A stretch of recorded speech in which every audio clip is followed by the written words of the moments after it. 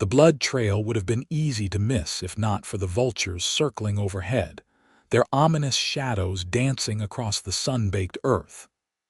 Victoria Collingsworth pulled her mare to a halt, her eyes narrowing against the harsh glare of the Arizona sun. Something or someone was dying out there in the scrubland beyond her father's ranch. Arizona Territory, 1878. The land was as beautiful as it was unforgiving, a truth Victoria had come to understand in her 22 years of life. Born to a wealthy rancher in Wasco County, she had spent her days learning to manage the sprawling cattle operation that her father had built from nothing. Unlike most women her age, who were already settled with husbands and children, Victoria had stubbornly refused every suitor who came calling. Her father had long since given up trying to marry her off, accepting that his headstrong daughter was determined to forge her own path. Victoria clicked her tongue, urging her mare forward toward the circling birds. She wasn't one to leave matters of life and death to chance, not when she had the power to intervene. As she approached, the vultures scattered reluctantly, their raspy calls of protest echoing across the empty landscape. It was then that she saw him, a man sprawled face down in the dirt, his body motionless. Blood had soaked through his tattered shirt, painting a gruesome pattern across his back. His hat had fallen a few feet away, and a fine layer of dust had already begun to settle on his dark hair. Victoria dismounted quickly, her heart hammering in her chest as she approached. She knelt beside him, pressing 2 fingers against his neck to check for a pulse. It was faint, but present the man was still alive, if barely. "Sir," she called, gently rolling him onto his side. "Can you hear me?" His face was handsome despite the grime and blood, with a strong jaw now slack in unconsciousness. He couldn't have been more than 28 or 29. A deep gash ran across his forehead, and his breathing was shallow and labored. Victoria quickly assessed his wounds. A bullet had torn through his shoulder, and another had grazed his side. He'd lost a dangerous amount of blood, but the wounds themselves might not be fatal if properly treated. The question was how he'd come to be here, miles from the nearest town, left to die alone in the merciless heat. She glanced around, spotting a horse grazing nearby, its reins dragging in the dirt. So he hadn't been on foot, but there was no sign of who might have shot him or why they'd left him alive. Making a quick decision, Victoria returned to her mare and retrieved her canteen. She lifted the man's head gently, dribbling water between his cracked lips. Some of it spilled down his chin, but he swallowed reflexively. A good sign. "You're not dying today, Cowboy," she murmured, determined. "Not if I have anything to say about it." The man's eyelids fluttered briefly, revealing a flash of bright blue before closing again. Victoria knew she couldn't treat him adequately here. She needed to get him back to the ranch, where they had medical supplies and shelter. The task of loading an unconscious man onto a horse was not an easy one, especially for a woman on her own. But Victoria was no stranger to physical labor. With considerable effort, she managed to heave him onto his own horse, securing him as best she could, before mounting her mare and taking the reins of his horse in hand. The journey back to the Collingsworth ranch took over an hour, the sun beating down relentlessly the entire way. By the time the familiar buildings came into view, Victoria's arms ached from controlling both horses while ensuring the wounded man didn't slip from his saddle. "Pa," she called as they approached the main house. "Pa, come quick." Thomas Collingsworth emerged from the barn, his weathered face creasing with concern as he took in the scene. At 60, he was still a formidable figure, tall and broad-shouldered with a shock of white hair beneath his hat. "Good Lord, girl, what have you gotten yourself into now?" he asked, rushing forward to help. Together they carefully lowered the unconscious man from his horse. Up close, Victoria could see how pale he was beneath the dirt and blood, his skin almost gray. "Found him out by Cedar Creek," she explained quickly. "Someone shot him and left him for dead." Her father's expression darkened. "Bring him inside. I'll send one of the boys for Doc Adams." They carried him into the house, laying him on the kitchen table as Victoria's younger sister, Martha, gasped in shock. "Martha, fetch clean water and bandages," Victoria instructed, already cutting away the man's blood-soaked shirt with kitchen shears.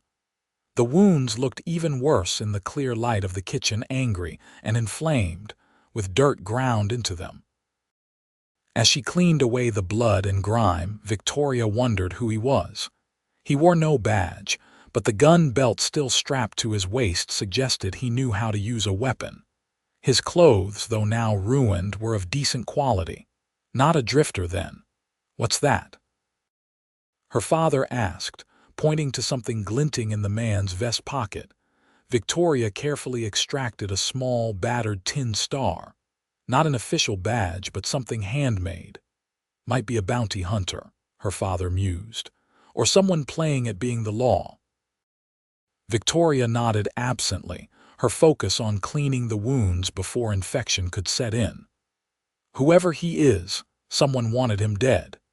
It was nearly 2 hours before Doc Adams arrived, his medical bag in hand. By then, Victoria had managed to clean and temporarily bandage the wounds, and the man had been moved to a spare bedroom. "Well, Miss Collingsworth," the doctor said after examining the patient, "you may well have saved this young man's life. The bullet in his shoulder needs to come out, but the wound on his side is clean through. With proper care, he should recover." Victoria felt relief wash over her. "What can I do to help?" The doctor looked at her appraisingly. "You've got steady hands, and I'll need assistance." "Your father says you've helped with injured ranch hands before." She nodded, already rolling up her sleeves. The process of removing the bullet was grueling. The man remained unconscious, which was a blessing, though he moaned and thrashed as the doctor probed the wound. Victoria held him still, speaking soothing words even though she knew he couldn't hear her. When it was finally over, the bullet extracted and the wounds properly dressed, Victoria found herself reluctant to leave his side. There was something about this mysterious cowboy that compelled her to stay, to ensure that her efforts to save him weren't in vain. "He's going to need constant attention for the next few days," Doc Adams told her before leaving. "Fever's likely to set in. Keep the wounds clean, get water into him if you can, and send for me if his condition worsens." Victoria nodded, accepting the responsibility without hesitation. "I'll take care of him." Her father watched from the doorway, a knowing look in his eyes. "You always did have a soft spot for strays, Tori," she smiled faintly. "He's hardly a stray, Pa. Someone must be looking for him." "Or hunting him," Thomas replied grimly. "Either way, we'll post a couple of the boys to keep watch. Don't want any trouble coming to our door." Night fell, and Victoria maintained her vigil. As predicted, fever set in as the man's body fought against infection. She bathed his forehead with cool cloths, changed his bandages, and occasionally managed to get a few sips of water past his lips. It was during one such moment, as she held his head and carefully tipped a cup of water to his mouth, that his eyes flew open. Startlingly blue and intense, they fixed on her face with a mixture of confusion and alarm. "Easy," she soothed, setting the cup aside. "You're safe." He tried to speak, but only a dry croak emerged. Victoria helped him take another sip of water. "Where?" he managed at last, his voice rough with disuse. "Collingsworth Ranch, about 15 miles east of Wasco," she replied. "I found you out by Cedar Creek. You'd been shot." Memory seemed to return to him then, his face darkening. "How long?" "Just over a day," Victoria told him. "You've had a fever. The doctor removed a bullet from your shoulder. He tried to sit up but fell back with a pained groan. "Need to go." "The only place you're going is back to sleep," Victoria said firmly, pressing a gentle hand to his uninjured shoulder. "You've lost a lot of blood and those wounds need time to heal." He looked ready to argue but seemed to lack the strength. Instead, his eyes studied her face intently. "Why?" "Help me," Victoria met his gaze steadily. "Would you have preferred I left you for the vultures?" A ghost of a smile touched his lips before his eyes drifted closed again. "Names, Kieran Dawson." "Victoria Collingsworth," she replied, but he had already slipped back into unconsciousness. Over the next 3 days, Kieran drifted in and out of awareness as the fever raged through his system. Victoria rarely left his side, catching sleep in brief snatches on a chair beside his bed. During his more lucid moments, she managed to get broth and water into him, but he revealed little about himself or how he'd come to be shot and abandoned. On the 4th morning, Victoria awoke to find him watching her, his blue eyes clear and alert for the first time since she'd found him. "You're still here," he observed, his voice stronger though still raspy. Victoria straightened in her chair, pushing strands of auburn hair from her face. "Where else would I be?" "Most folks would have handed me off to someone else by now," he replied, "or let me die in the first place." "I'm not most folks," she said simply, reaching for the water cup. "How are you feeling?" "Like I've been trampled by a herd of buffalo," he admitted, accepting the water gratefully. "But I reckon I'll live thanks to you." Victoria checked his bandages, pleased to find the wounds showing signs of healing with no further infection. His fever had broken during the night, and some color had returned to his face. "You ready to tell me who shot you and why?" she asked, changing the dressing on his shoulder. Kieran's expression closed off slightly. "It's complicated." "I've got time," Victoria replied, undeterred. He studied her for a long moment, as if weighing how much to reveal. "I'm tracking someone," he finally said. "A man named Elias Blackwell. He's wanted for murder in 3 territories." Victoria raised an eyebrow. "You're a lawman." "Not officially," Kieran admitted.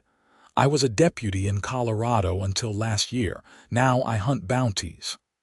"And this Blackwell shot you?" Kieran's jaw tightened.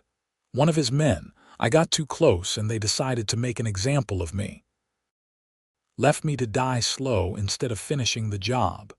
Victoria absorbed this information, her hands continuing their gentle work on his wound.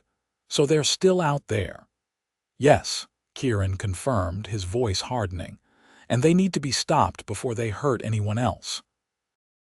"Well, you're not stopping anyone until you can stand up without falling over," Victoria pointed out practically.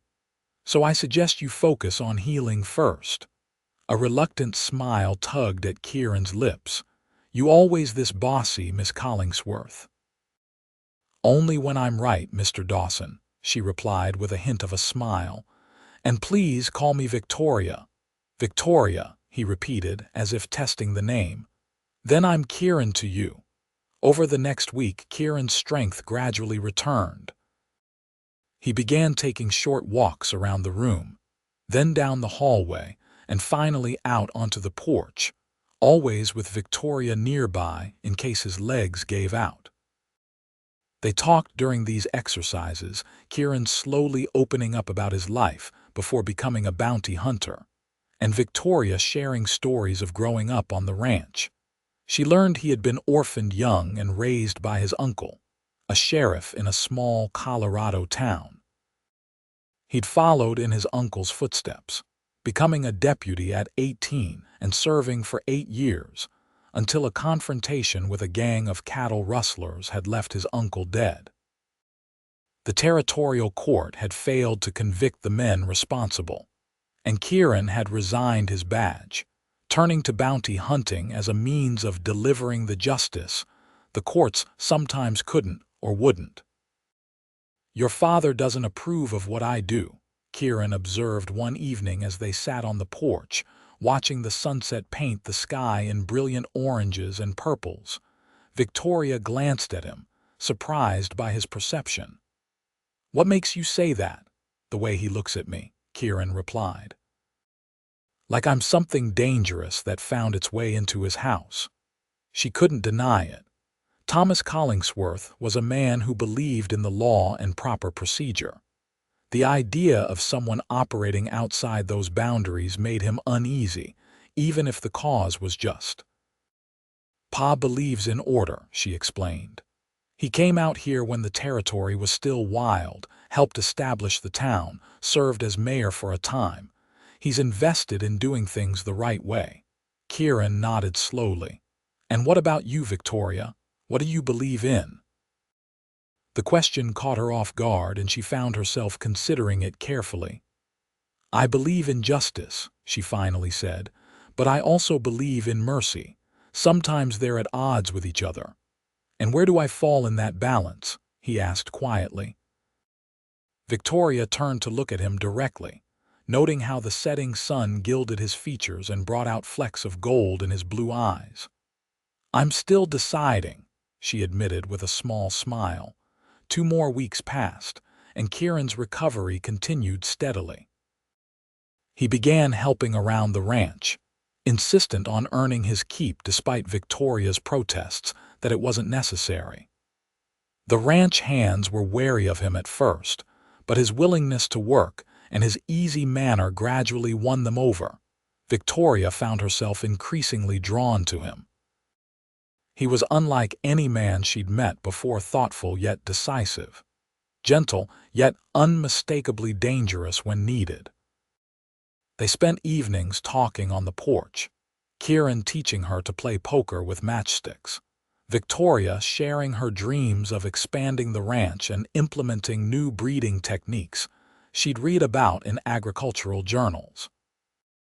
But as his strength returned, Victoria knew their time together was drawing to a close. Kieran spoke more frequently of Blackwell and his determination to bring him to justice. Each mention was like a stone in her stomach, a reminder that he would leave as soon as he was able. The inevitable conversation came on a crisp morning as they rode across the eastern pasture, checking on a new herd of cattle Thomas had recently purchased. Kieran had become an excellent rider again, his wounds now little more than healing scars. "I'll be leaving tomorrow," he said without preamble, his eyes fixed on the distant mountains. Though she'd been expecting it, the words still hit Victoria like a physical blow. "I see," she managed, keeping her voice steady. "You're well enough to travel, I suppose." Kieran turned to look at her, his expression serious. "I owe you my life, Victoria. I won't forget that." "You don't owe me anything," she replied, perhaps more sharply than she intended. "I'd have done the same for anyone."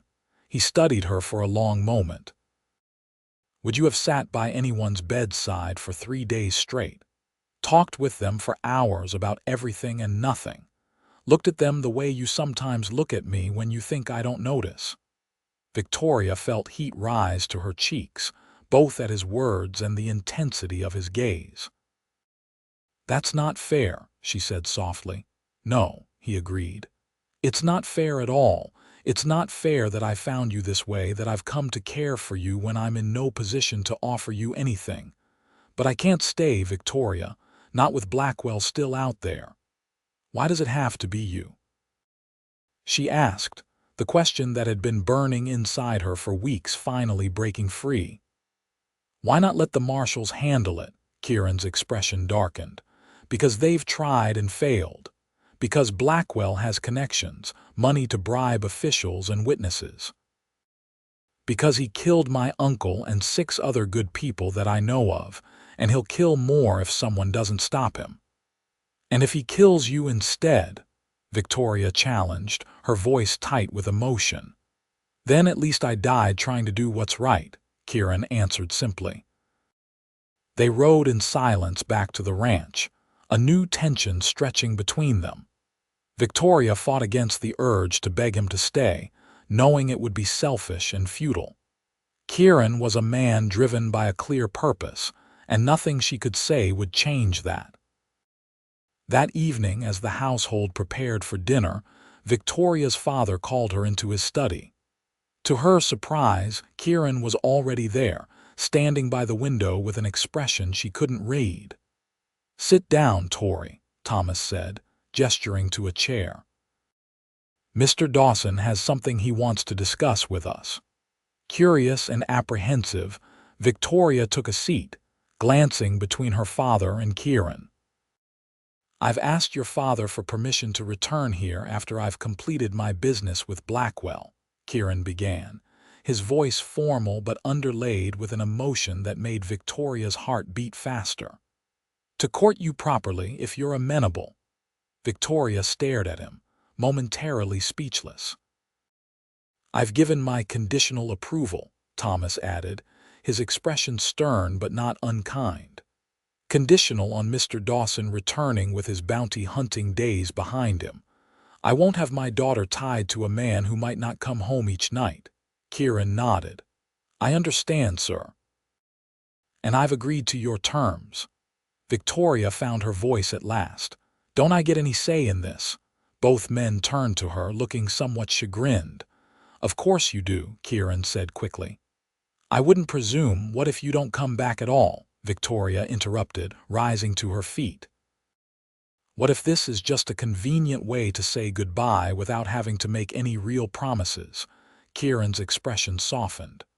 "Victoria, no," she cut him off again. "I won't be left here waiting and wondering. If you're going after Blackwell, then I'm coming with you." Thomas Collingsworth surged to his feet. "Absolutely not.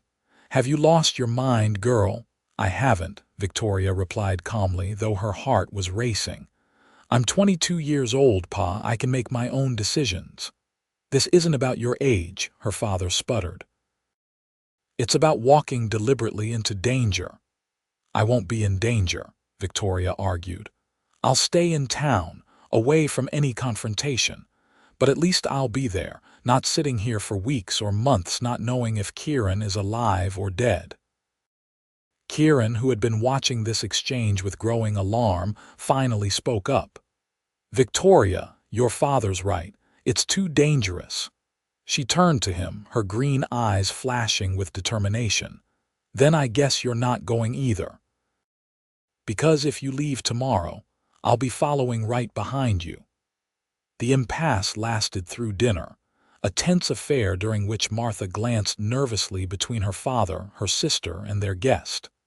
Afterward, Kieran found Victoria in the barn, grooming her mare with more vigor than necessary. "You can't come with me," he said without preamble. Victoria didn't look up. "Watch me." Kieran sighed, running a hand through his hair in frustration. "Victoria, be reasonable. Blackwell and his men are dangerous. They've already tried to kill me once." "I'm not asking to help you confront them," she replied, finally turning to face him. "I'm asking to be nearby in a safe place, so that when it's over, when you've done what you need to do, I'm there. No waiting, no wondering, no promises that might never be kept." He studied her, taking in the stubborn set of her jaw and the unwavering determination in her eyes. "You're the most maddening woman I've ever met," he said at last, a reluctant smile tugging at his lips. "Is that a yes?" Victoria asked, hope flickering in her chest. "It's I know I can't stop you," Kieran clarified. "But if, and it's a big if, I agree to this, you have to promise to do exactly as I say when it comes to your safety. No risks, no heroics." Victoria nodded solemnly. "I promise. And we need your father's blessing," Kieran added. "I won't come between you and your family, Victoria." That proved to be the greater challenge. Thomas Collingsworth was adamantly opposed to his daughter traveling with a bounty hunter in pursuit of a known killer. It took 2 days of arguments, tears, and finally a compromise before he reluctantly agreed. The compromise was that Martha would accompany them as a chaperone, and they would stay only in reputable hotels in established towns. Additionally, one of the ranch's most trusted hands, A man named Samuel, who had worked for the Collingsworths for 15 years, would travel with them as added protection. "I still don't like it," Thomas grumbled as they prepared to depart on the third morning. "But I know my daughter well enough to know she'd go anyway, with or without my blessing." Victoria hugged him tightly. "Thank you, Pa. We'll be careful, I promise." The journey began that afternoon. Victoria, Martha, and Samuel in a small wagon with supplies, Kieran riding alongside on his horse. Their first destination was Tucson, where Kieran had last picked up Blackwell's trail before being ambushed. The trip would take several days, traveling through rugged territory that tested both their endurance and their patience. Nights were spent camping under the stars, Samuel keeping watch while the others slept. Despite the circumstances, Victoria found a strange joy in the journey, in the freedom of the open road and the company of the man who had come to mean so much to her in such a short time. On the third evening, as they sat around the campfire after Martha and Samuel had retired to their bedrolls, Kieran finally asked the question that had been on his mind since leaving the ranch. "Why did you insist on coming, Victoria? The real reason?" She stared into the flames, gathering her thoughts. "When I found you that day, you were barely alive. If I'd been even an hour later, you would have died alone in the dirt." She looked up at him, her eyes reflecting the firelight. "I can't explain it, but from that moment I felt connected to you, responsible for you somehow. The thought of you going back out there, possibly getting hurt again with no one to help you, I couldn't bear it." Kieran reached across the space between them, taking her hand in his. "I've been alone most of my life," he said quietly. "Gotten used to it. Until you. Now the thought of going back to that solitary existence seems unbearable." Victoria's heart quickened at his words and the gentle pressure of his hand around hers. "Then don't," she said simply. He smiled, a hint of sadness in his eyes. "First, I need to finish what I started. For my uncle, for the others Blackwell has hurt. Then, if you'll still have me, I'd like to see what kind of life we might build together." They arrived in Tucson on the 6th day, hot and dusty but determined. The town was larger than Wasco, a bustling hub of commerce with several hotels, saloons, and a territorial courthouse. Kieran secured rooms for them at the Grand Hotel, one for the ladies, and one shared by himself and Samuel. "I need to visit the marshal's office," Kieran told them after they had settled in. "See if there's been any word on Blackwell's whereabouts." Victoria nodded. "We'll stay at the hotel, get some rest." True to her word, Victoria remained at the hotel with Martha, both women taking advantage of the opportunity to bathe and change into clean clothes after the long journey. But as evening approached with no sign of Kieran or Samuel, Victoria grew increasingly anxious. "They probably just got caught up gathering information," Martha reassured her, brushing out her long blonde hair. At 19, Martha was as different from Victoria as could be: gentle, domestic, content with the prospect of a traditional life as a wife and mother. "You're probably right," Victoria agreed, though she couldn't shake the feeling that something was wrong. Her instincts proved correct when Samuel burst into their room an hour later, his face grim. "Miss Victoria, you need to come quick. Dawson's been arrested." Victoria's blood ran cold. "Arrested? On what charge?" "Murder," Samuel replied grimly. "They're saying he killed a man in cold blood last year in Colorado. Marshals holding him at the jailhouse." Without hesitation, Victoria grabbed her shawl. "Take me there." "Victoria," Martha protested. "You can't just walk into a jailhouse after dark." "Watch me," Victoria replied, already heading for the door. "You stay here, Martha. I'll be back as soon as I can." The marshal's office was a sturdy brick building on the main street, lanterns burning in the windows despite the late hour. Victoria marched in with Samuel at her side, her head held high despite her racing heart. Marshal Wilson was a stocky man with a handlebar mustache and suspicious eyes. He looked up from his desk as they entered, his expression hardening when he saw Victoria. "This isn't a place for ladies, miss," he said dismissively. "Whatever business you have can wait till morning." "I'm here about Kieran Dawson," Victoria stated firmly.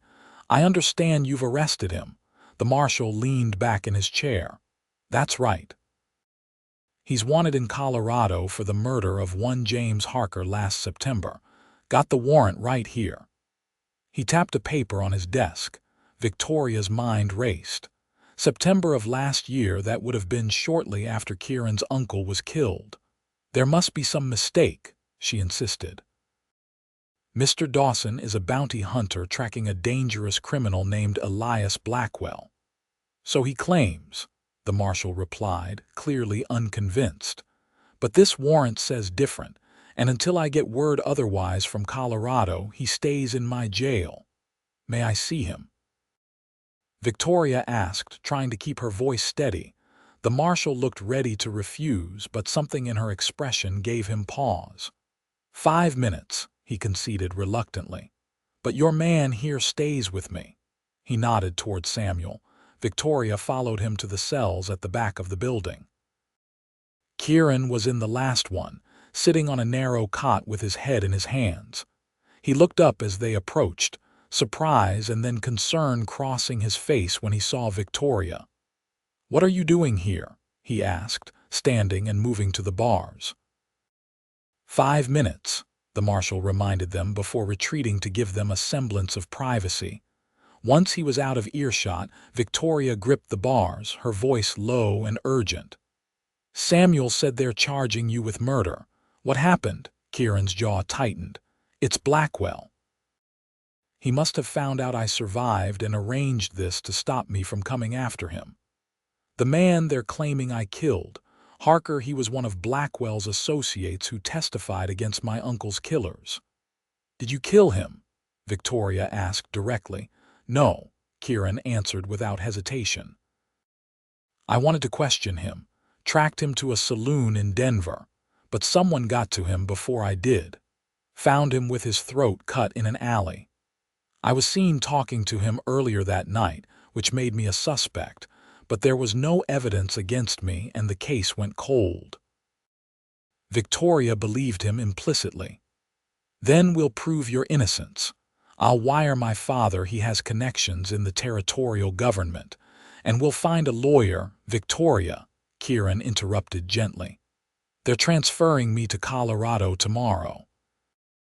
Once I'm there, Blackwell's men will make sure I never make it to trial."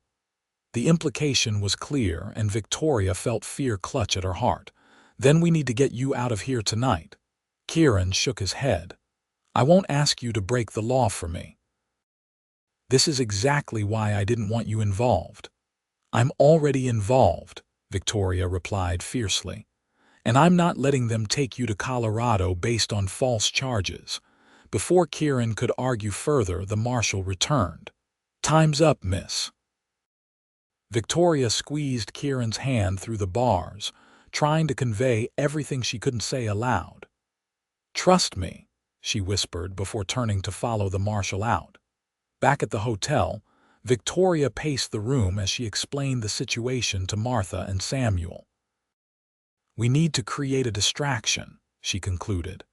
"Something that will draw the marshal and his deputies away from the jail long enough for us to free Kieran." Martha looked horrified. "Victoria, what you're suggesting is against the law. We could all end up in prison." "Not if we're smart about it," Victoria countered. "Samuel, how many men does the marshal have?" "2 deputies that I saw," Samuel replied, his expression troubled but resolute. "Miss Victoria, your father would skin me alive if I let you do this."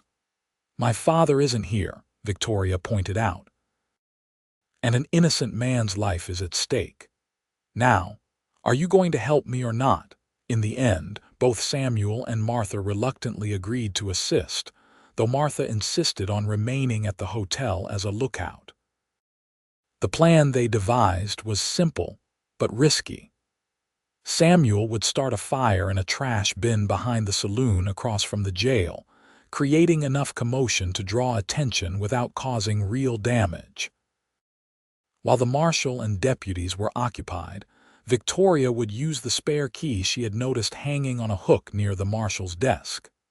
"This is madness," Martha whispered as Victoria changed into darker clothes and pinned her hair up under a hat. "If you're caught, I won't be," Victoria assured her, though her own hands trembled slightly as she prepared. "And even if I am, I'd rather face the consequences than let Kieran die for a crime he didn't commit." At just past midnight, with the town mostly quiet except for the saloon, they put their plan into action. Samuel made his way to the agreed location while Victoria waited in the shadows across from the jail, her heart pounding so loudly she was sure it could be heard on the next street. The fire caught quickly, flames leaping high enough to be seen from the main street. Shouts of alarm rang out, and as Victoria had hoped, the marshal and one deputy rushed from the jailhouse toward the commotion. The second deputy remained at the desk inside, visible through the window. Victoria waited, counting to 100 as they had planned, giving Samuel time to circle around and create a second distraction at the back of the jail. When a crash sounded from behind the building, the remaining deputy hurried to investigate. Moving swiftly, Victoria crossed the street and slipped into the jailhouse. The key was exactly where she had seen it, and she grabbed it before hurrying to the cells. Kieran was on his feet instantly, his expression a mixture of disbelief and admiration as she fumbled with the lock. "You're either the bravest or the most foolish woman I've ever met," he whispered as the cell door swung open. "Probably both," Victoria admitted, taking his hand. "We need to move quickly. Samuel has horses waiting at the edge of town." They slipped out the back door, keeping to the shadows as they made their way through alleyways toward the meeting point. The commotion from the fire was still drawing attention, but it wouldn't be long before someone checked on the prisoner. Samuel was waiting as promised, holding the reins of 3 horses. "We need to split up," he told them urgently. "They'll be looking for a man and woman traveling together." Kieran nodded. "He's right. Victoria, you should go back to the hotel, claim you were asleep the whole time." "No," Victoria said firmly. "I'm coming with you. Martha can provide my alibi." "It's too dangerous," Kieran insisted. "If we're caught, we won't be," Victoria interrupted. "But whatever happens, we face it together." There was no time to argue further. The sound of shouting from the direction of the jail indicated the escape had been discovered. With a quick embrace for Samuel, who would return to the hotel to help Martha maintain their cover story, Victoria and Kieran mounted their horses and rode hard out of town. They traveled through the night, keeping off the main trails and pushing their horses as much as they dared.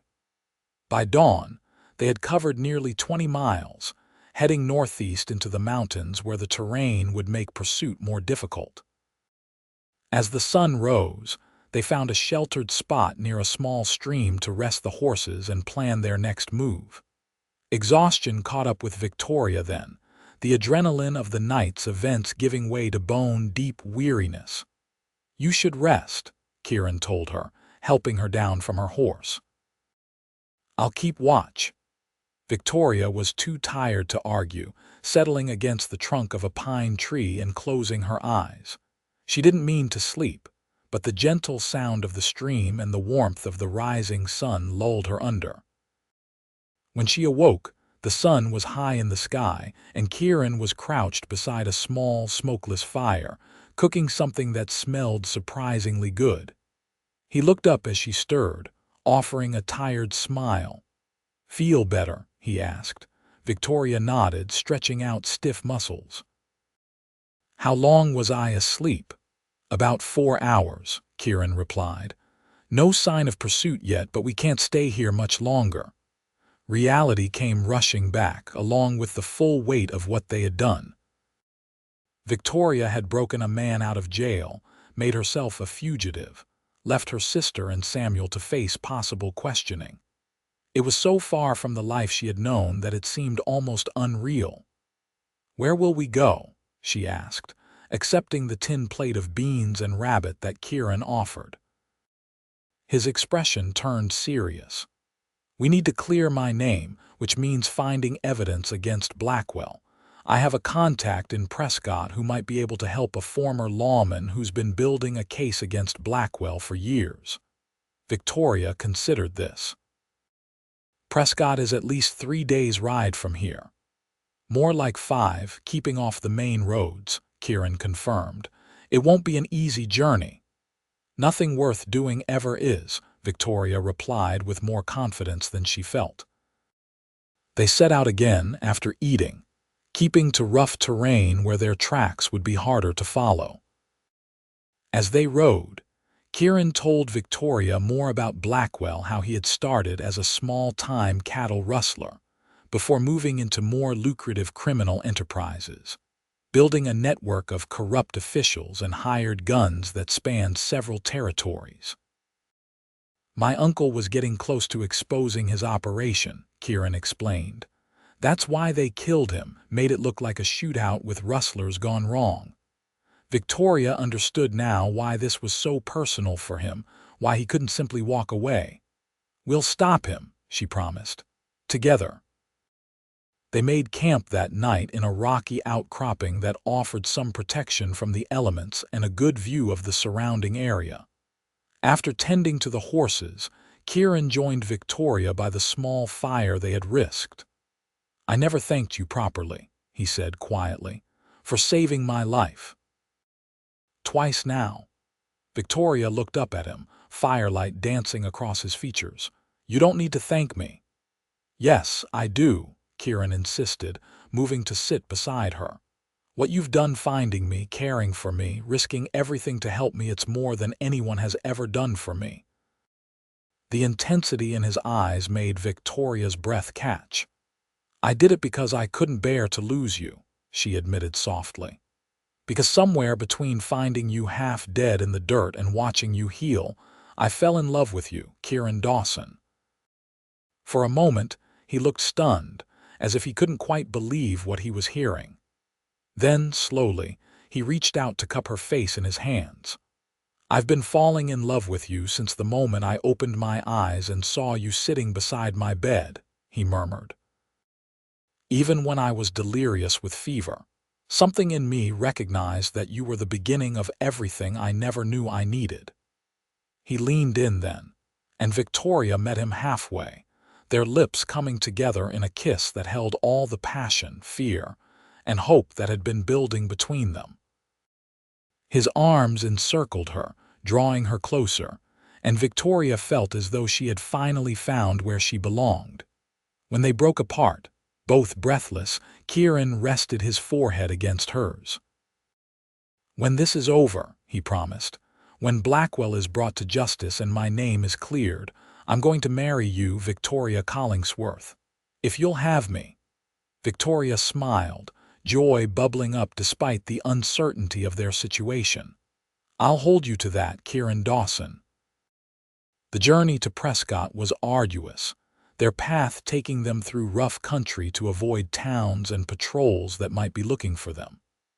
They traveled by day when necessary, but preferred to move at night, resting during the hottest hours in whatever shade they could find. Despite the hardships, Victoria found a strange contentment in these days spent with Kieran. They talked about everything: their childhoods, their hopes for the future, the ranch they might build together someday. In the evenings, Kieran taught Victoria more about tracking and self-defense, skills he insisted she might need.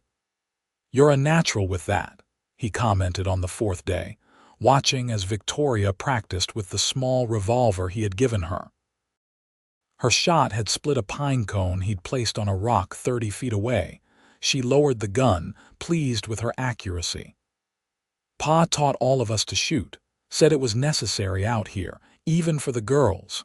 "Smart man," Kieran agreed. though I hope you never have to use it for real." They reached Prescott on the afternoon of the 6th day, approaching the town cautiously. Kieran's contact, a man named Franklin Doyle, lived on the outskirts, a deliberate choice that made their arrival less conspicuous. Doyle's cabin was small but well-maintained, set back from the road among a stand of pines. A thin wisp of smoke rose from the chimney, the only sign of habitation. "Wait here," Kieran told Victoria, dismounting. "Let me make sure it's safe." He approached the cabin cautiously, one hand near his gun, and knocked a specific pattern on the door, 3 quick taps, a pause, then 2 more. After a moment, the door opened a crack, then wider as the occupant recognized his visitor. "Dawson," the man exclaimed. "Heard you were arrested down in Tucson." "It's a long story," Kieran replied. "Can we come in? I've got someone with me." Doyle peered past him, spotting Victoria on horseback. "A woman? You bring a woman into this mess? Must be losing your mind." Despite his words, he waved them both inside, quickly shutting and bolting the door behind them. Franklin Doyle was older than Victoria had expected, perhaps in his 60s, with a shock of white hair and a face weathered by years of outdoor living. But his eyes were sharp and assessing as he looked them over. "You look like hell, Dawson," he commented, gesturing for them to sit at a rough wooden table. "And you, miss, don't look like any outlaw I've ever seen." Victoria lifted her chin. "I'm Victoria Collingsworth, and I'm not an outlaw." "At least I wasn't until recently." Doyle's eyebrows shot up. "Collingsworth? Thomas Collingsworth's daughter?" When Victoria nodded, he whistled low. "Your daddy must be fit to be tied." "He doesn't know yet," Victoria admitted, "but he will soon enough if he doesn't already." Kieran quickly explained their situation, the false murder charge, the jailbreak, their belief that Blackwell was behind it all. Doyle listened without interrupting, occasionally nodding as if pieces of a puzzle were falling into place. "Not surprised," he said when Kieran finished. "Blackwell's been getting bolder. Word is he's planning something big, a bank robbery in Prescott, maybe more than one. He's brought in gunmen from as far as Texas and Kansas." Kieran leaned forward intently. "When?" "Soon," Doyle replied grimly. "Within the week, from what my sources say." "But that's not all." He paused, glancing at Victoria before continuing. "Blackwell himself is supposed to be here, overseeing the operation. It's the closest he's come to showing his face in months." Victoria saw the change in Kieran, immediately a stillness, a focus that was almost predatory. "This could be our chance," he said quietly. "If we can catch Blackwell in the act with witnesses." "It could clear your name," Doyle agreed. "But it's risky. Blackwell never works without at least a dozen men watching his back, and you're a wanted man yourself now." "What about the local law?" Victoria asked. "Surely they would want to stop a bank robbery." Doyle shook his head. "Sheriff Hayes is a decent man, but he's outnumbered and outgunned, and he doesn't know who to trust. Blackwell has people everywhere." "Then we need to warn him," Victoria insisted. "Anonymously, if necessary." Kieran and Doyle exchanged looks, a silent communication passing between them. "It could work," Doyle said slowly. "If we can get Hayes to increase security at the bank without tipping off Blackwell." "We'd still need evidence linking Blackwell to my uncle's murder and the false charges against me," Kieran pointed out. "I might have something," Doyle replied, rising and going to a large trunk in the corner of the room. He unlocked it and withdrew a thick packet of papers. "Been collecting evidence against Blackwell for years. Bank records showing suspicious deposits to certain officials, witness statements, details of crimes that fit his pattern. Not enough for a conviction on its own, but combined with catching him in the act of a robbery." Hope kindled in Kieran's eyes. "This could be the break we've been waiting for." They spent the next several hours formulating a plan. Doyle would get word to Sheriff Hayes about the potential bank robbery without revealing their involvement. Meanwhile, Kieran and Victoria would remain hidden at Doyle's cabin, ready to move when the time came. "You should stay here when it happens," Kieran told Victoria that night as they prepared for bed, Doyle having generously offered them his spare room. "It's too dangerous." Victoria shook her head. "We've been through this. I didn't come all this way to hide when it matters most." "Victoria," Kieran began, frustration evident in his voice. "No," she cut him off firmly. "I understand the risks, Kieran. I've accepted them. And I refuse to sit safely by while you put yourself in danger." She took his hands in hers. "We do this together or not at all," Kieran sighed, recognizing the futility of arguing with her. "Together, then," he conceded. "But you stay back, observe only. I need your testimony afterward, not your blood on my hands." Victoria nodded, accepting the compromise. "Deal." The next 3 days were tense with anticipation. Doyle came and went, gathering information and making arrangements without drawing attention to himself or his guests. Through his network of contacts, they learned that Blackwell's men were indeed arriving in Prescott, taking rooms in various hotels and saloons throughout the town. "They're planning to hit the First National Bank tomorrow at noon," Doyle reported on the evening of the third day. "Hayes has been warned and is preparing quietly. He'll have men stationed inside the bank and nearby buildings." Kieran nodded, his expression resolute. "And Blackwell arrived this afternoon," Doyle confirmed, "staying at the Grand Hotel under the name Edwards. Got 3 men with him at all times." Victoria, who had been listening intently, spoke up. "What about evidence linking him to the false charges against Kieran?" Doyle hesitated. "That's where it gets interesting. One of Blackwell's men got drunk at the saloon tonight, started bragging about how they'd fixed a bounty hunter who was getting too close. Said something about paying off a marshal in Tucson." Kieran's eyes narrowed. "Marshal Wilson. I thought he seemed too eager to ship me off to Colorado." "If Wilson was bribed, we need proof," Victoria pointed out. "Something that would hold up in court." "Already working on that," Doyle replied. "Got a friend at the telegraph office. Wilson sent and received several wires just before your arrest, if we can get copies."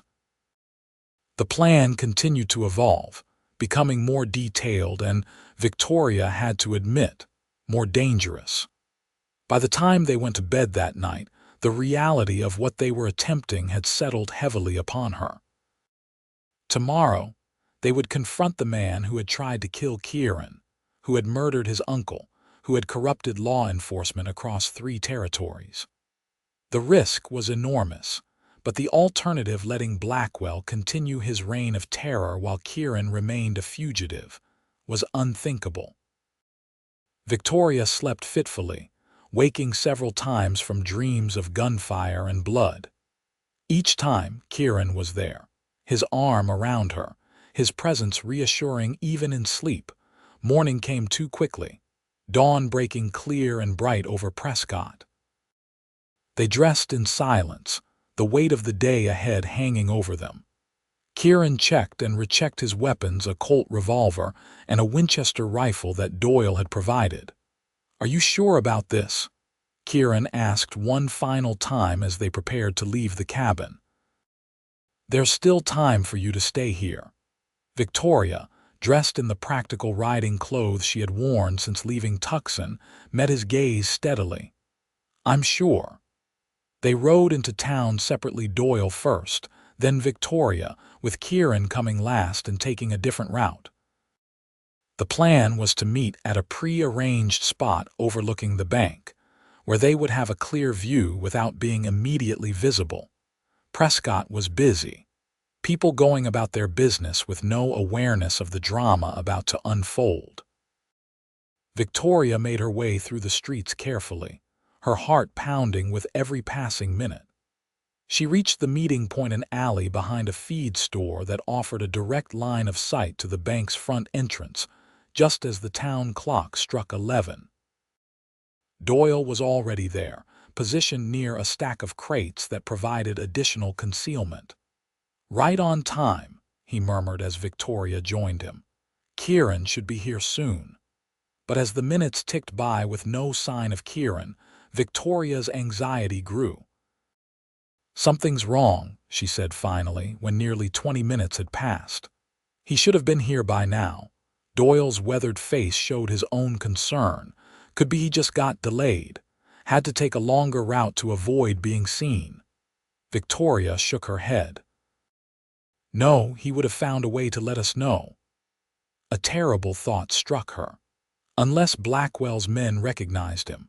Before Doyle could respond, a familiar figure appeared at the far end of the alley, not Kieran, but Samuel, the ranch hand who had helped them escape from Tucson. He was breathing hard as if he had been running. "Miss Victoria," he called, hurrying toward them. "Thank God I found you." Victoria moved to meet him, alarm spreading through her. "Samuel, what are you doing here? Where's Martha?" "Safe at your father's friend's house in Phoenix," Samuel assured her. "But we've got trouble.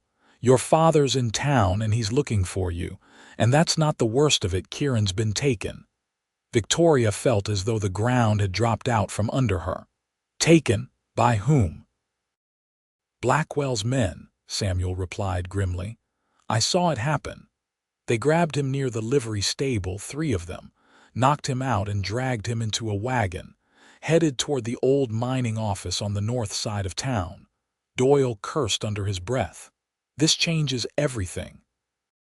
If Blackwell has Dawson, he'll kill him," Victoria finished, a cold certainty in her voice.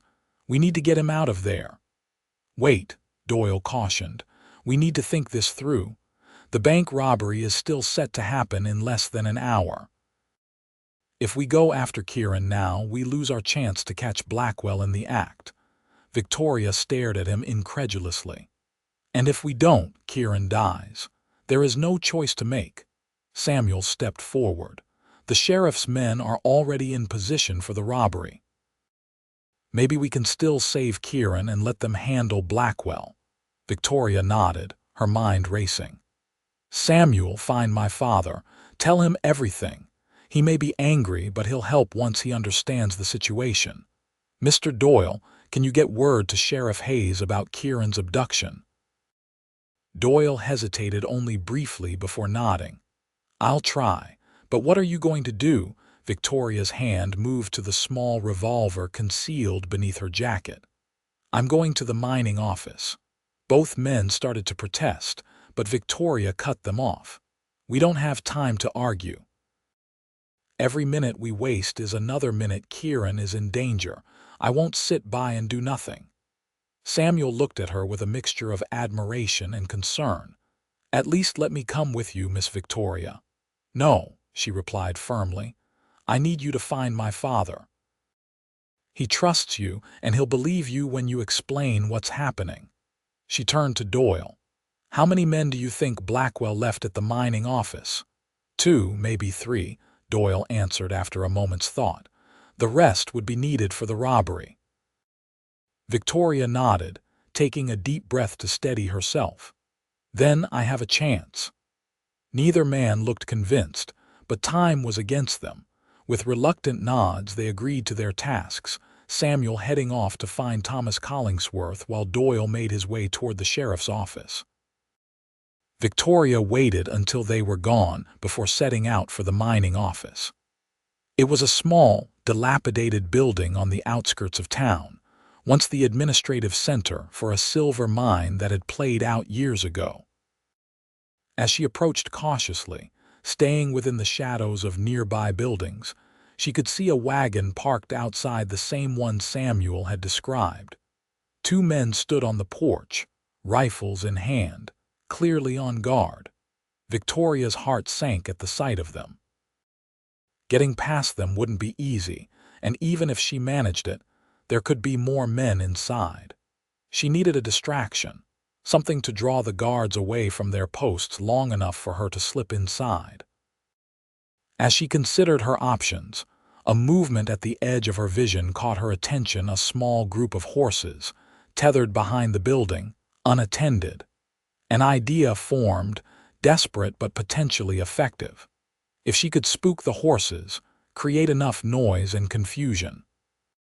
Moving as silently as possible, Victoria circled around to approach the horses from behind. There were 5 of them, fine animals that likely belonged to Blackwell and his men.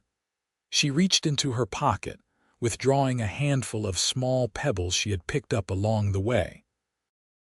Taking careful aim, she threw the first pebble at the hindquarters of the nearest horse. It startled, whinnying and stomping. The second pebble struck another horse with similar results. By the third, the animals were becoming genuinely agitated. Victoria waited until the guards had noticed the disturbance, then hurled the remaining pebbles all at once, following immediately with a shrill whistle that caused the horses to rear and pull at their tethers. One broke free entirely, bolting toward the open country beyond the town. As she had hoped, both guards left their posts, running to secure the valuable animals before more could escape. Victoria seized her opportunity, dashing across the open space to the front of the building and slipping inside. The interior was dim and dusty, with old desks and filing cabinets still in place from the mining days. Victoria paused, listening intently.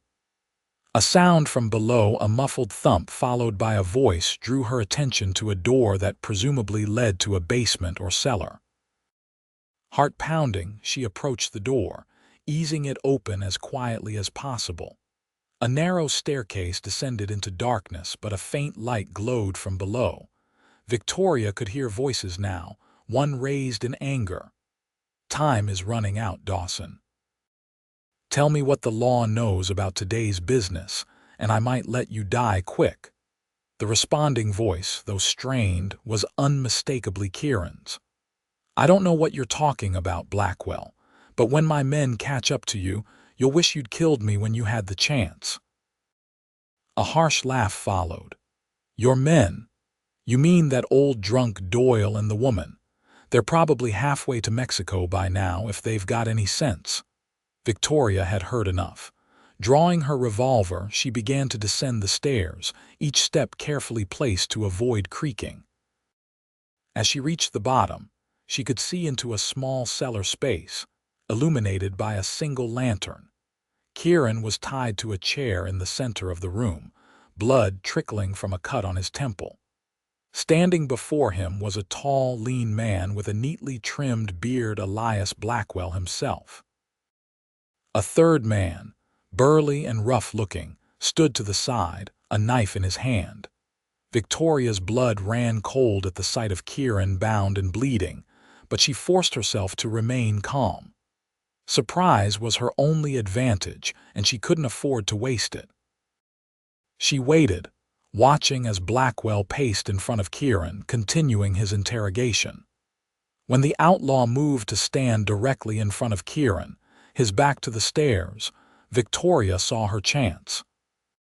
Stepping into the doorway, she raised her revolver and spoke in a voice that was remarkably steady despite her fear. "Step away from him, Blackwell." All 3 men turned at the sound of her voice, expressions ranging from shock to disbelief. Kieran's eyes widened in alarm when he saw her.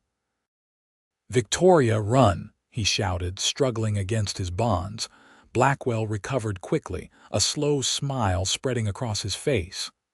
"Well, well, the woman comes to the rescue, how touching." He made no move to draw his weapon, his confidence evident in his relaxed posture. "Put the gun down, girl, before you hurt yourself." "I said step away from him," Victoria repeated, keeping the revolver aimed squarely at Blackwell's chest. "I know how to use this, and I will if you force me to." The burly man with the knife took a step toward her, but Blackwell held up a hand to stop him. "Wait, Fletcher, let's not be hasty." He turned back to Victoria, his smile never wavering. "You must be the Collingsworth girl. Your reputation precedes you. Thomas's daughter, aren't you? He's been looking for you quite frantically from what I hear." Victoria's aim didn't waver. "Untie him." Blackwell's expression hardened. "I don't think you understand the situation, Miss Collingsworth. You're outnumbered and outmatched. In a few minutes, my men upstairs will return, and then where will you be?" He took a deliberate step toward her. "Put the gun down, and perhaps we can come to an arrangement." Victoria's finger tightened on the trigger. "One more step, and I'll shoot." "Victoria, please," Kieran pleaded. "Just go. Get out while you can." She couldn't look at him, couldn't risk taking her eyes off Blackwell for even a second. "I'm not leaving without you, Kieran." Blackwell laughed, the sound cold and mocking. How romantic, the cowboy and his lady love willing to die together. "Fletcher, take her gun." As Fletcher moved forward, Victoria made a split-second decision. She fired, not at Blackwell but at the lantern hanging from the ceiling. The shot was true, shattering the glass and plunging the cellar into darkness as burning oil splashed across the floor. Chaos erupted instantly. Victoria dropped to a crouch, using the confusion to move to the side of the room where she had seen Kieran. Blackwell and Fletcher were shouting, fumbling in the darkness.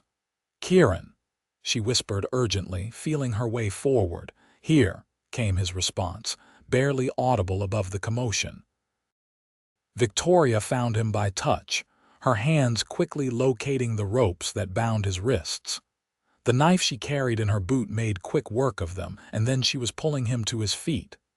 "Can you walk?" she asked, supporting him as he swayed slightly. "Yes," he assured her, his voice stronger now. "We need to move quickly." The fire from the broken lantern was spreading, providing just enough light to see by. They could make out Blackwell and Fletcher, both now armed, searching for them on the other side of the cellar. "The stairs," Kieran whispered, guiding Victoria toward the exit. They had almost reached it when Fletcher spotted them, raising his gun with a shout. Kieran pushed Victoria toward the stairs, turning to face the threat. In the flickering light, Victoria saw him lunge for Fletcher, grappling with the larger man for control of the weapon. "Go," Kieran yelled to her as they struggled, but Victoria couldn't leave him, not again. She raised her revolver, trying to get a clear shot at Fletcher without risking hitting Kieran. The two men were too entangled, moving too quickly. A shot rang out, loud in the confined space, and for a heart-stopping moment, Victoria thought Kieran had been hit. But it was Fletcher who stumbled backward, clutching his shoulder, his gun falling to the floor. Kieran kicked it away, turning to locate Blackwell in the growing firelight. The outlaw was at the base of the stairs, his own revolver pointed directly at Victoria. "Drop it, Dawson," he commanded. "Or she dies first." Kieran froze, his eyes meeting Victoria's across the room. In that moment, a silent understanding passed between them, a trust that had been building since the day she had found him dying in the dirt.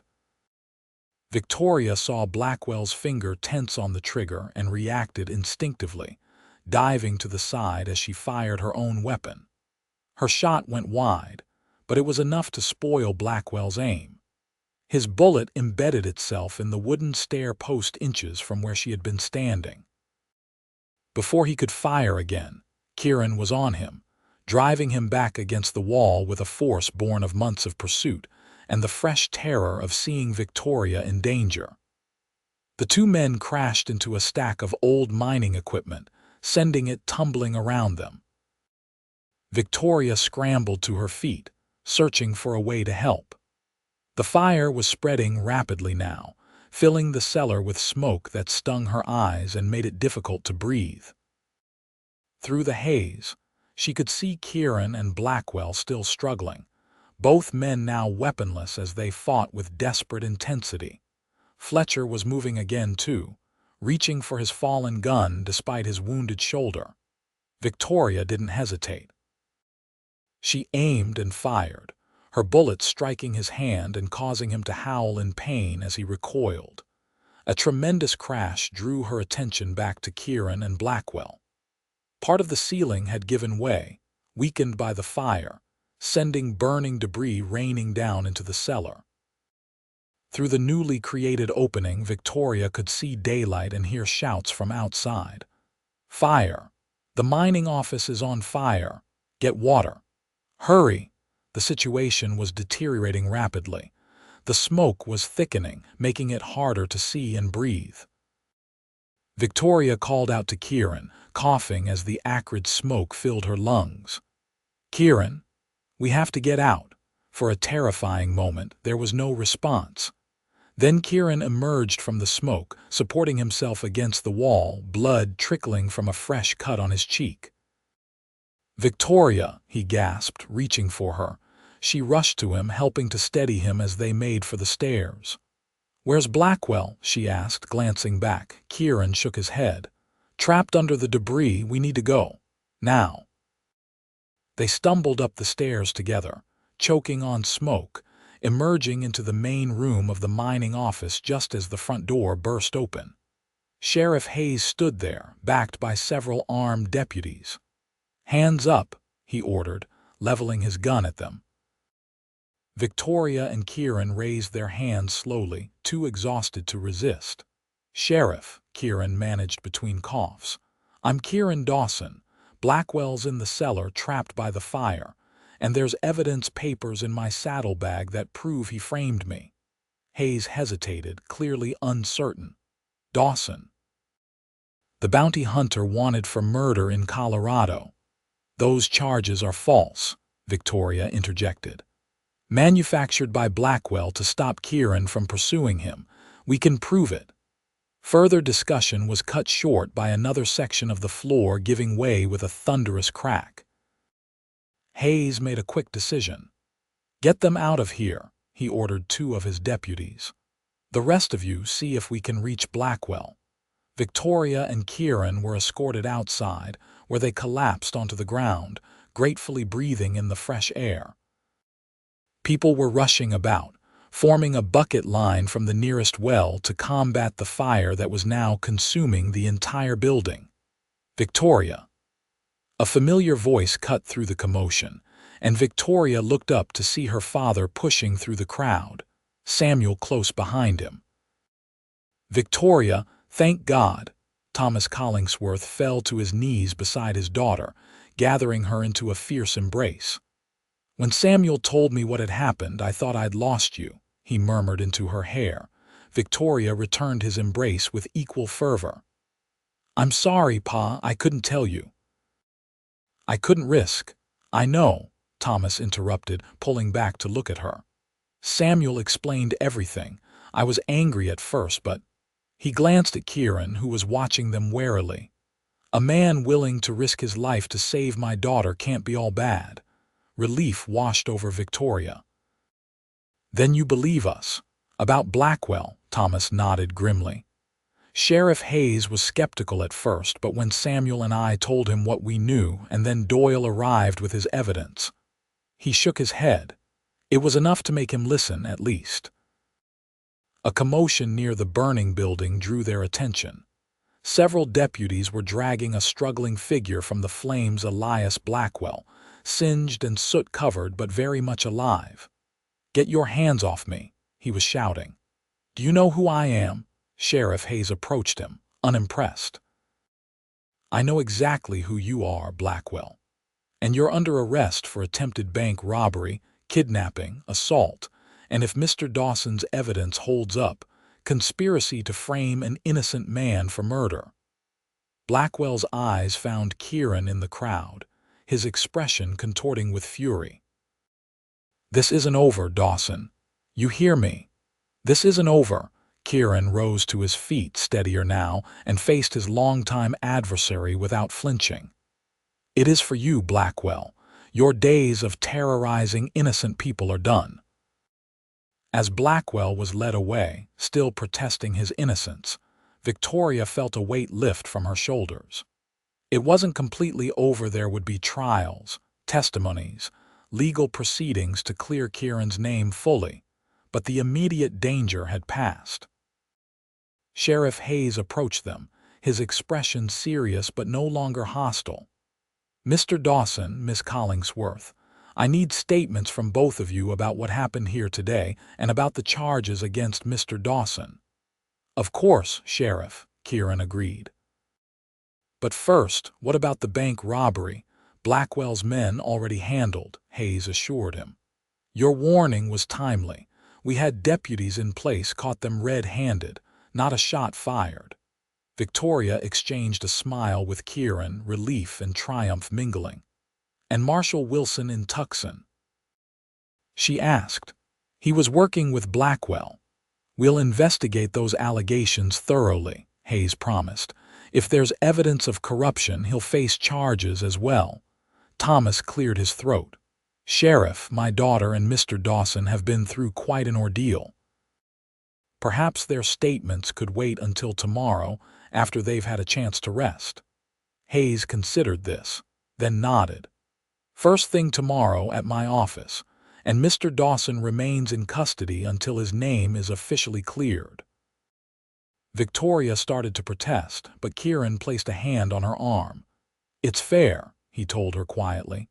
"I did escape legal custody, regardless of the circumstances." He turned to Hayes. "I'll comply with whatever restrictions you deem necessary, Sheriff." Hayes seemed satisfied with this. "You can stay at the hotel under guard. Miss Collingsworth, I assume you'll be returning to your father's care." Before Victoria could answer, Doyle pushed through the crowd to join them, his weathered face split with a rare grin. "Sheriff, I think you'll want to see this." He held up a sheaf of papers, some of them singed at the edges. "Found these in Blackwell's saddlebags while his men were being arrested at the bank. Payment records to various officials, including Marshal Wilson in Tucson, and a detailed account of the plan to frame Dawson for the murder of James Harker." Hayes took the papers, scanning them quickly, his eyebrows rising. "This changes things. Mr. Dawson, consider yourself provisionally cleared, pending confirmation of these documents' authenticity. You're free to go, though I'll ask that you remain in Prescott until everything is settled."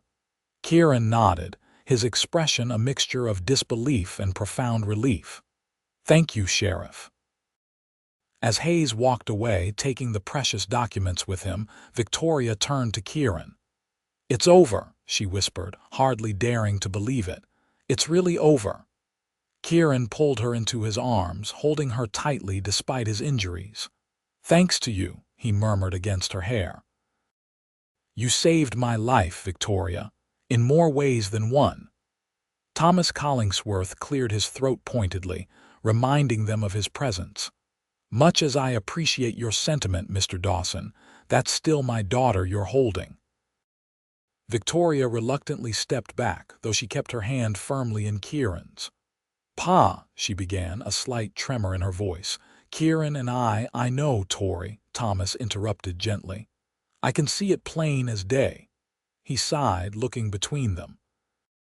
"Can't say I'm entirely pleased with how all this came about, but—" He extended his hand to Kieran. "Any man willing to face down someone like Blackwell to protect my daughter has my respect, though we'll be having a long talk about your future intentions, young man." Kieran accepted the handshake, his grip firm. "Yes, sir, I'd expect nothing less."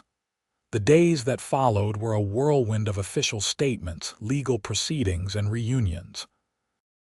Martha arrived from Phoenix with Samuel, tearfully embracing her sister and expressing a mixture of relief and exasperation at Victoria's reckless bravery. Thomas Collingsworth arranged for rooms at Prescott's finest hotel, while they awaited the final resolution of Kieran's case. The evidence against Blackwell proved overwhelming. With his own records working against him, and several of his men turning state's evidence in exchange for leniency, the once powerful criminal's empire crumbled rapidly. Marshal Wilson was arrested in Tucson, as were several other officials who had taken Blackwell's bribes over the years. 5 days after the fire at the mining office, Kieran received official word from the territorial governor that all charges against him had been dropped. Furthermore, he was being commended for his role in bringing Blackwell to justice, with a substantial reward for the capture of such a notorious outlaw.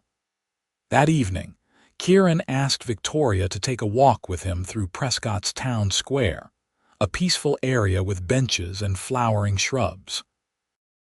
The night was clear, stars spread across the vast Arizona sky like diamonds on black velvet.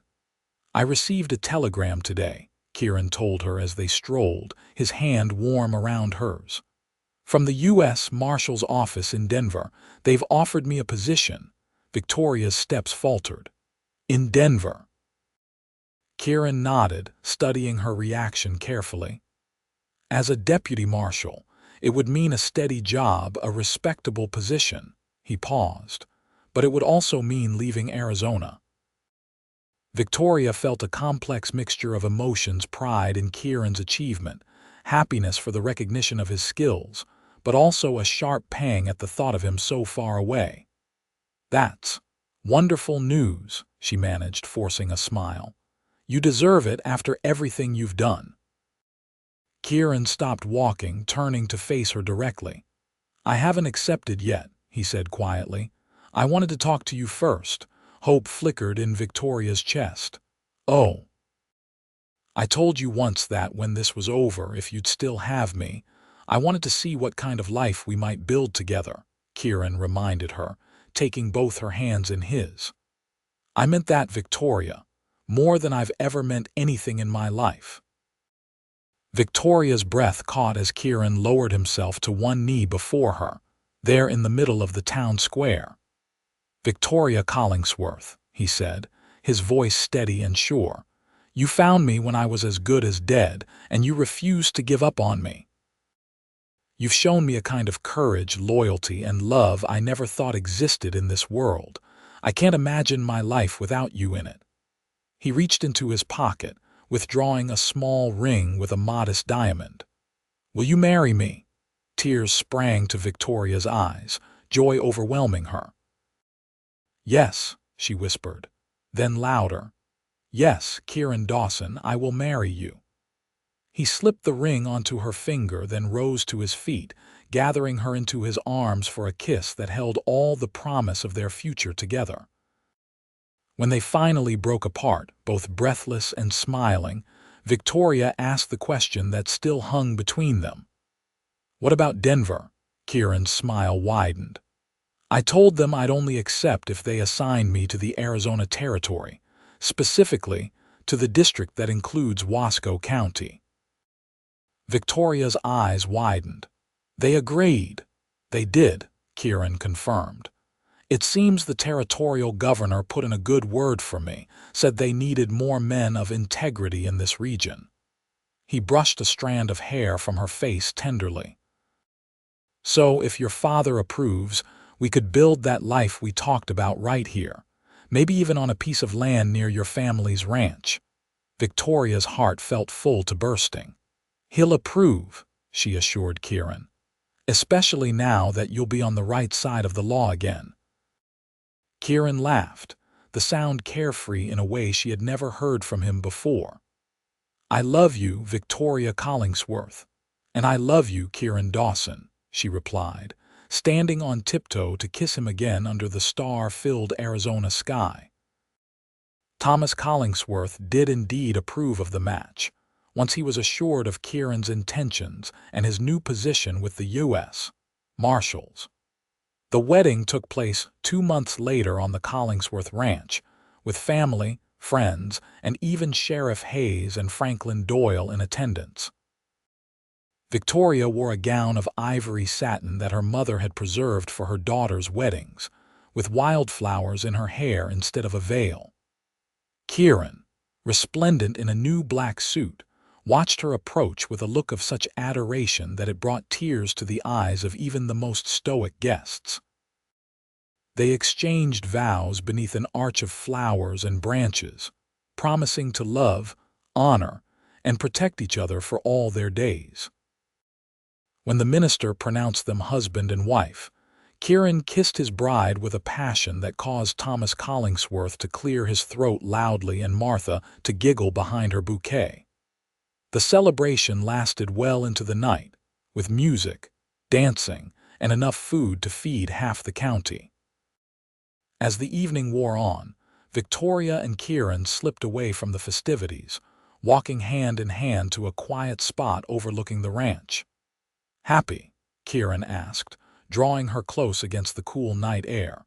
Victoria leaned into his embrace, feeling the steady beat of his heart beneath her cheek.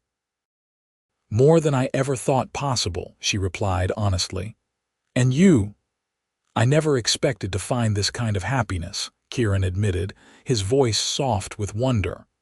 "After my uncle died, I thought my life would be nothing but the hunt, the pursuit of justice. I never imagined I'd find someone who would see past all that, who would save me from myself." Victoria looked up at him, her face illuminated by the silver moonlight. "We saved each other," she corrected gently, "and we'll keep doing so every day for the rest of our lives." Kieran's smile was tender as he lowered his lips to hers. "I'm counting on it, Mrs. Dawson. I'm counting on it."